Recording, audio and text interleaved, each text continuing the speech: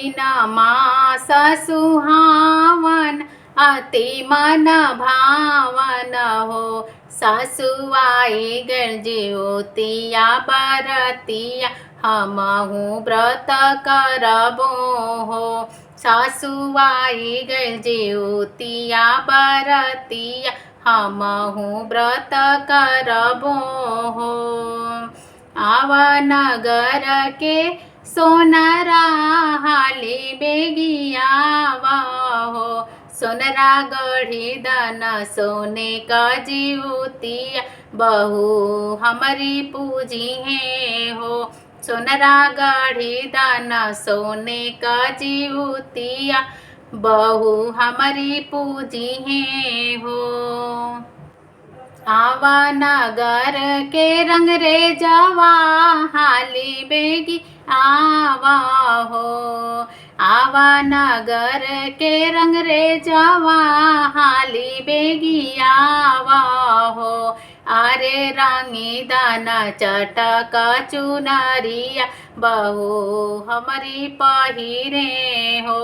अरे रंगी दाना चटक चुनरिया बहू हमारी पहिरे हो।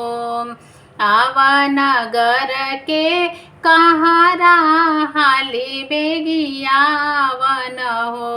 कहरा गंगा जी से जल भर ले आवत बहू मोर नहाई है हो। कहरा गंगा जी से जल भरी लावत बहू मोर नहाई है हो। आवा नगर के नौनिया हाली बेगियावा हो। आवा नगर के नौनिया हाली बेगियावा हो।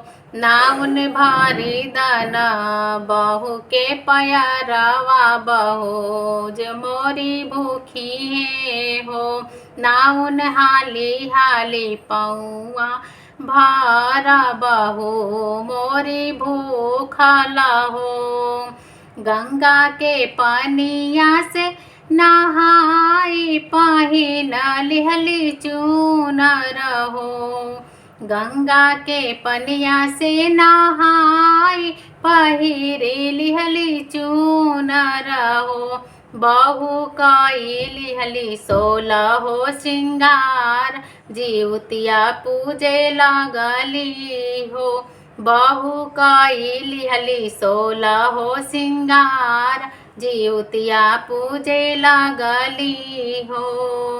जुग जुग बढ़े बाबा को खाया मारा रहे सिंदूर हो।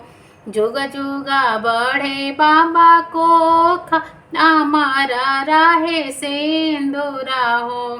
बाबा यान धन भरे भंडार बरत फल मांगली हो। बाबा यान धन भरे भंडार बरत फल मांगली हो।